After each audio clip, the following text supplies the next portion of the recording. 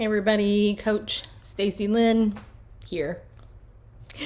So good morning, good afternoon, good evening, wherever you are. And today is July 6th, that's Monday.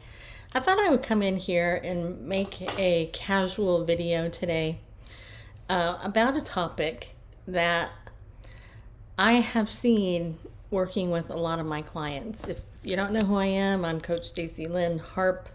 And I work with people who have been hurt in the church, who have histories of trauma, who struggle in relationships, and who are interested in getting unstuck. That's the number one criteria right there. If you're going to change, you have to get unstuck. And being stuck and frozen is a trauma response most of the time. But I had this question that I wanted to throw out to you. And I want you to seriously consider if this is you. Are you safe? Are you a safe person, people? Are you safe? And what I mean by that is if somebody comes around you, do they actually feel safe? And do they feel safe enough with you to confide in you, to open up to you, to cry in front of you? Do they feel safe enough to trust you? Let's say you have, let's just say, for example, you wanted to borrow $100, okay?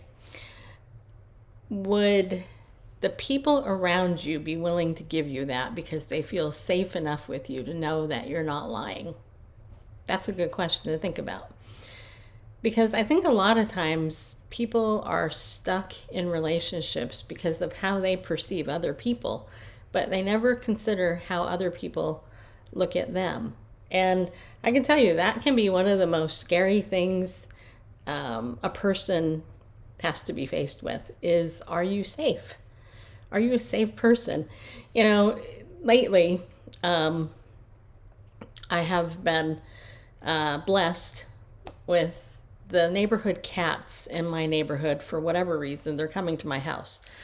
I have a bird feeder. Okay, that's part of it. But what's interesting is that over the course of a couple of weeks, each of the cats that live on both sides of me have come to me, and they have rubbed up against my leg. They have meowed at me. They both wanted to come into my house, and I have a dog, you know. So I have found this very interesting because cats are very picky. A cat doesn't just trust anybody. A cat doesn't feel safe around just anybody. Cats are very picky. Now, you might argue, well, not all cats. Some cats like everybody. Maybe. But generally, that's not the case. These are not my cats. These are my neighbor's cats. And they both have definite personalities. But what I've discovered and what I know in working with people and with animals, honestly, that if somebody doesn't feel safe with you, to tell you the truth, just say as an example, then that just is going to create more distance with you and whoever that person is. Because most of the time, somebody's not going to come up to you and say, you know what, I don't feel safe with you. You know why? Because a couple days ago, I heard you talking about me, overheard you say something about me to so-and-so, right? I'll give you a perfect example. Many years ago, this was many years ago, because you all know I'm so old, right? Many years ago, I was probably in my 20s, my very early 20s. I was attending this church, and I didn't know it at the time that this is what was going on, but I was actually love bombed by the pastor's wife. And the pastor's wife befriended me, and she would call me up to see how I am, blah, blah. And then she would check in on me and blah, blah, blah. Anyway, this one day I had shared so much of myself with her. I was overwhelmed. I wasn't very healthy, actually, to be honest. Back then I was in the beginning of my recovery, so I had no essence of what my boundaries were. I just went bleh, all over everybody, admittedly. But this older woman called me, and she wanted to talk to me, see how I was, so she could bless me and all this. And we get done with the conversation. She hangs up the phone, but it doesn't hang up. This was back in the day where nobody had a cell phone. This was like you actually had a phone. And I remember holding onto that phone and going, she didn't hang up. I'm just going to listen and see what happens. And I held onto the phone and I heard this lady say, wow, that Stacy, she's one troubled woman, and I don't know. And she went on to say some other not so nice stuff about me to her husband. And it was probably a couple minutes before she realized that the phone wasn't hung up. And she went and she picked up the phone. And I was on the end of it. And I said, I just heard everything you said. And she just backpedaled, oh, whatever. And I was really upset after that. And needless to say, I didn't continue my relationship with that person because I didn't feel safe. Then there was a time when I was hosting my old podcast, Bible News Radio, and I was interviewing a woman guest. She was an author and she had a ministry to the persecuted church. And I already knew taking her on as a guest, the numbers on the show were going to be low. But I thought, I have a heart for the persecuted church. So I want to be able to bless her. And so she gets on the line with me. And she's on her phone. And this is what she said. She's on the phone. She goes, hold on. I'm talking to a Valley girl from California for this next interview. I was like, what? Are you kidding me? You're talking to a Valley girl? So she got on the phone. She goes, hi, I'm here. I'm ready to do the interview. And I said, are you sure you want to do an interview with a Valley girl? Because first of all, I'm not a Valley girl. And second of all, I don't have to give you an interview. I chose to give you an interview out of the kindness of my heart because I figured you could use a little publicity for your book. And she went and she immediately apologized to me and asked me to forgive her and all of that. And I could tell that she was sincere. And as it turned out, I ended up supporting her ministry. I became a monthly donor to her ministry for a very long time because I really did believe in what she was doing. And she admitted that she had no business saying what she said. And she took ownership of it. So I was kind of like, okay. Now, when it comes to people and feeling safe, people will not tell you generally when you've done something to offend them. That's a fact. That's why you have people who are royally passive-aggressive. Passive-aggressive behavior happens because people aren't mature enough to just say it out loud and to say it, to quote my friend Tabitha Westbrook, she says, you say it out loud with your own lips. People who are not healthy and they're passive-aggressive, they will often basically give you the finger behind your back because they don't know how to say what they want to say because they've never either been taught it or maybe they've had a series of bad relationships where they didn't feel safe.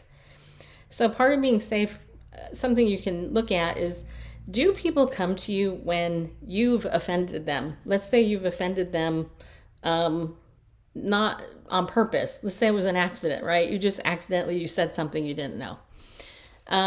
Do they feel safe enough to come to you to address a conflict? If they don't, you're not a safe person to them. Now, you might be safe to somebody else, but you're not to them. Would somebody leave a prized possession with you, or a child, or an animal to watch? Because if they won't, you're probably not safe to them, right? I mean, I know I'm very particular with who I leave my dog with, right? My dog is my old dog, he's over here on the couch right there. I'm very picky with who I will leave my dog with because not everybody is safe. I can't trust everybody to take care of my dog the way that he would need to be taken care of. So you got physical safety, you got emotional safety, and then another layer of this is spiritual. And this is the area where a lot of people don't even talk about it. Here's an example I can give you. Are you the type of person, like just recently, I was in a Bible study and one of the women had somebody die in their family. And immediately, I was notified of this in email with the whole group. And immediately I started seeing all the responses come in and how these women were responding to this death of the other member. And, it was a typical, oh, I'm so sorry for your loss, blah, blah, blah, whatever. And, I look at this stuff. I go, huh, that's interesting. So they would say that in this case or whatever. But if you end up sending something like that to a toxic person, that person might go, oh, well, so-and-so's in a better place and just pray about it. You'll get through it. No big deal, blah, blah, whatever. Like there's no empathy whatsoever towards that big issue now that this person has to deal with the loss of a child, right? Parents who have to deal with the loss of a child, it's like, what do you say to that, right? Do you hit them over the Bible? Oh, it must have happened for a reason. God has his plan, right? You don't say stuff like that, people. You just don't. That is like, if you want to not be safe, that's how not to be safe when somebody dies or there's some tragedy. You never give a scriptural pat answer to people because they're already wrestling with who God is at that point. In most cases, and not in all cases, some people have strong faith and it would take a lot for their faith to be shaken up. But you got to be careful. Got to be careful with that stuff. So today I just wanted to throw that out to you. I wanted to say, are you a safe person? Are you a safe person with other people, with their pain, with their joy? Are you somebody who's a killjoy? Like, let's say I came to you and I said, hey, I just inherited $1 million, which would be an actual miracle. But if I did, would you be happy for me? Or would you be like, rah, you have to rah, rah, rah, rah, right? Can you rejoice with those who rejoice and weep with those who weep? Because if you can, your level of safety will be higher for most people. If you are somebody who is full of chaos and anxiety and overwhelm constantly, and you struggle with relationships, I'm going to tell you something. That anxiety and overwhelm will keep a lot of people away because they don't feel safe with you. They do not feel calm around you because you're always here. And there are ways to calm that down. So I don't want to make this video too long, so I thought I'd throw that out there for you today. And let me know what you think in the comments. And if you want to make an appointment with me on my calendar, because you consider I'm safe, what you see is what you get, feel free to do that. I'd love to talk to you. And I'll see you in the next video, people.